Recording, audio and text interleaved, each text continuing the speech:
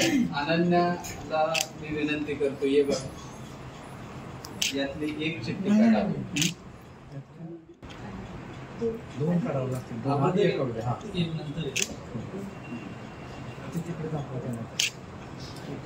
राजापूर ही एक नामाप्रसाठी असेल.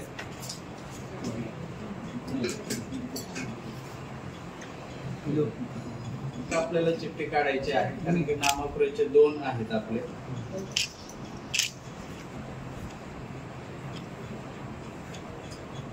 दापोली यापैकी दुसरी दापोलीची आहे. ही जी चिठ्ठी निघेल ती नामाप्र महिलेसाठीची असेल.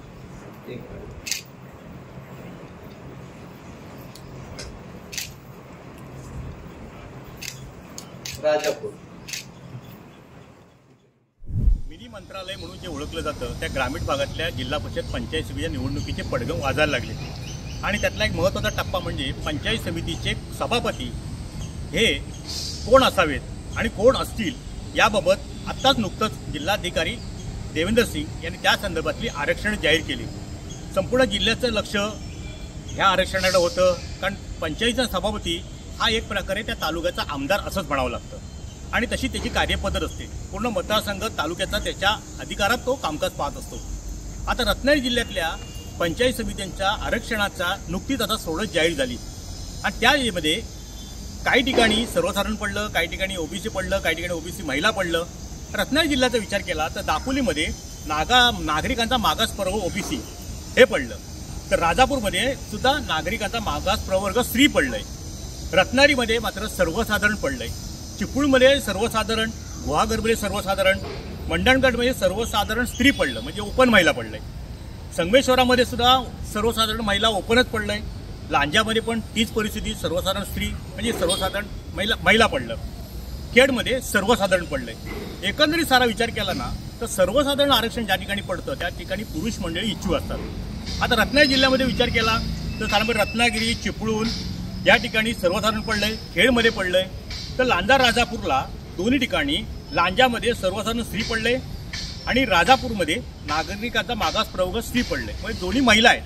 मग आमदार भैया सामंत यांच्या पूर्ण विधानसभा मतदारसंघातल्या 2 पंचायत समितीचा विचार केला तर त्या ठिकाणी दोन्ही सर्वसाधारण स्त्री आणि ओबीसी स्त्री अशा 2 पडल्या आहेत. त्यामुळे त्यांच्याकडे फारशी स्पर्धा होणार नाही. पण रत्नागिरीमध्ये सर्वसाधारण पडल्यामुळे पुरुष मंडळी आतापासूनच काही ठिकाणी गुडघ्याला पाशिंग बांधून असतील. रत्नागिरीमध्ये युती होईल की न होईल हा भाग वेगळा. झाली तर उत्तम, न झाली तरी उत्तम. प्रत्येकाचे आपापल्या मर्यादा, प्रत्येकाची आपली ताकदसुद्धा समजून येईल. पण रत्नागिरी पंचायत समितीमध्ये सर्वसाधारण पडल्यामुळे इच्छुकांची संख्या अधिक असेल.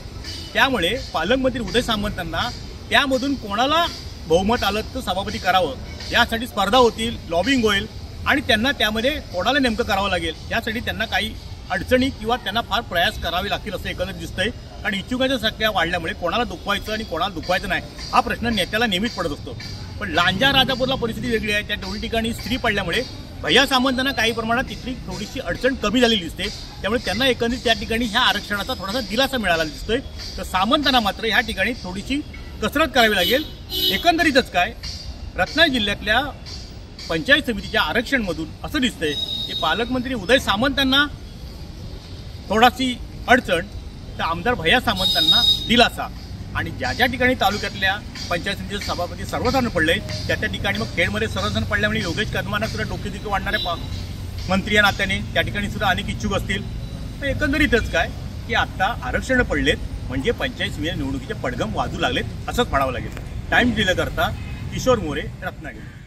टाइम्स डिजिटलला लाईक करा, सबस्क्राईब करा, शेअर करा आणि बेल आयकॉन दाबायला विसरू नका. पाहत रहा टाइम्स डिजिटल.